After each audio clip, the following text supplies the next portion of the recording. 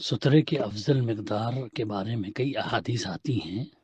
جس میں باقاعدہ حکم اللہ کے رسول صلی اللہ علیہ وسلم کا کہ جب تم میں سے کوئی سترہ رکھے تو کم از کم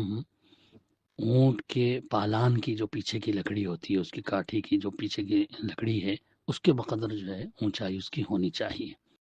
حضرت عائشہ کہتی ہیں، صحیح مسلم ہی کی اگلی روایت ہے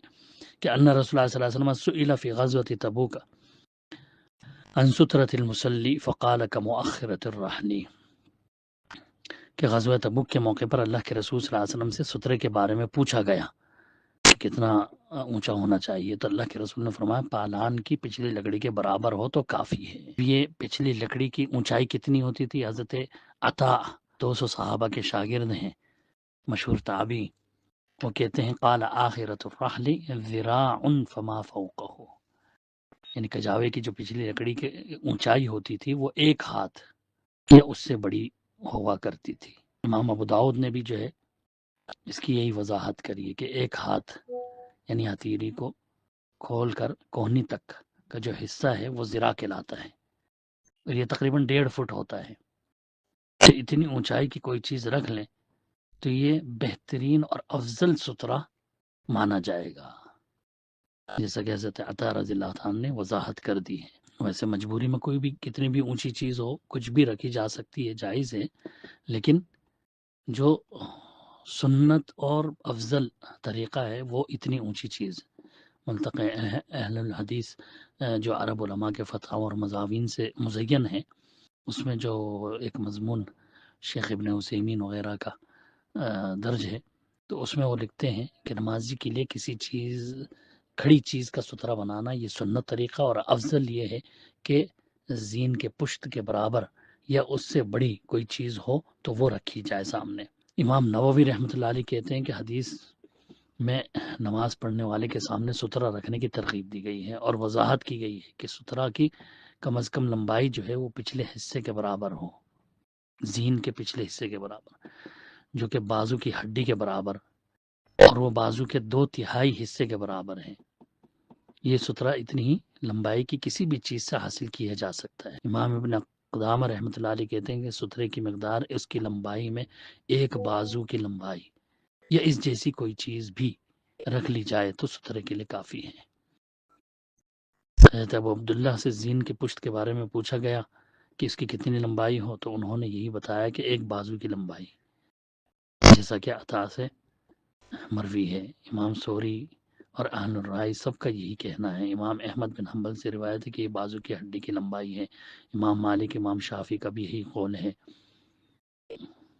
ظاہراً یہ ایک تخمینہ ہے، تصریح نہیں ہے، کیونکہ رسول اللہ صلی اللہ علیہ وسلم نے اسے زین کے پچھلے حصے کے برابر قرار دیا، اور زین کے پشت کی لمبائی کبھی لمبی کبھی چھوٹی بھی ہو جاتی ہے، مختلف ہوتی ہے، کبھی ایک بازو کی لمبائی، کبھی اس سے کم، کبھی اس سے زیادہ۔ بس جو چیز ایک بازو کی لمبائی کے قریب قریب ہو وہ افضل سترے کے لیے کافی ہے۔ جہاں تک موٹائی اور پتلے پن کا تعلق ہے تو اس کی کوئی حد نہیں۔ امام نووی کہتے ہیں کہ اس کی کوئی حد ہم نہیں جانتے، اس کا تیر یا نیزے کی طرح باریک ہونا بھی جائز ہے، یا دیوار کی طرح موٹا ہونا بھی جائز ہے، کیونکہ رسول اللہ صلی اللہ علیہ وسلم نیزے سے بھی سترہ کر لیا کرتے تھے اور لکڑی سے بھی، عصا سے بھی۔ اور حضرت ابو سعید رضی اللہ عنہ کہتے ہیں کہ ہم نماز میں تیر یا پتھر سے اپنا سترہ بنا لیا کرتے تھے۔ اسی طرح شیخ ابن عثیمین سے نماز پڑھنے والے کے سترے کی لمبائی کے بارے میں پوچھا گیا تو انہوں نے بھی یہی جواب دیا کہ نمازی کے لیے بہتر و افضل یہ ہے کہ زین کی پشت کے برابر یعنی 2/3 ہاتھ کے برابر چیز سے سترہ بنا لیا جائے، اگر اس سے کم ہو تو کوئی حرج نہیں، خواہ وہ تیر یا لاٹھی ہی کیوں نہ ہو کافی ہوگا۔ مجموع فتاوی ابن عثیمین جلد 13 صفحہ نمبر 326۔ تو یہ تو اونچائی ہے، کیا بھائی اونچائی اتنی ہونی چاہیے، یہ افضل بہتر ہے۔ اور موٹائی کے بارے میں کوئی وضاحت حدیث میں نہیں ہے، ہاں بلکہ کتنی بھی پتلی ہو، اونچائی اتنی اگر ہے تو پتلا پن اس کا کتنا بھی ہو، چاہے بال کے برابر ہی کیوں نہ ہو تو بھی چلے گا۔ ابن خزیمہ رحمۃ اللہ نے باب باندھا ہے، پھر اس کے تحت جو حدیث لائے ہیں وہ حضرت ابو ہریرہ کی عن النبی صلی اللہ علیہ وسلم قال تجزئ من السترة مثل مؤخرة الرحل ولو بدق شعرة، کہ پالان کی پچھلی لکڑی کے برابر سترہ رکھ لو تو کافی ہوگا، اگرچہ وہ بال کی طرح باریک کیوں نہ ہو، یعنی کتنا بھی باریک ہو، بال کے برابر بھی باریک ہے تو بھی چلے گا۔ امام ابو بکر رحمۃ اللہ علیہ اس کے بعد لکھتے ہیں، یعنی ابو بکر ابن خزیمہ رحمۃ اللہ علیہ، کہ والدلیل من اخبار النبی صلی اللہ علیہ وسلم انه اراد مثل آخرة الرحل في الطول لا في العرض قائم ثابت منه اخبار النبی صلی اللہ علیہ وسلم انه كان يركز له الحربة يصلي اليها وعرض الحربة لا يكون كعرض آخرة الرحل، کہ اللہ کے رسول صلی اللہ علیہ وسلم سے جو یہ ثابت ہے کہ سترہ پالان کے پچھلے حصے کے برابر ہونا چاہیے، تو یہ اصل میں اس کی مقدار طول لمبائی میں مراد ہے، عرض میں چوڑائی میں نہیں ہے،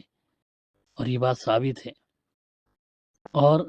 ان میں سے ایک وہ حدیث بھی ہے جن میں ہے کہ نبی صلی اللہ علیہ وسلم نیزہ گاڑ کر جو ہے سامنے پھر نماز پڑھایا کرتے تھے، تو اس کی جو چوڑائی ہوتی ہے وہ پالان کی پچھلی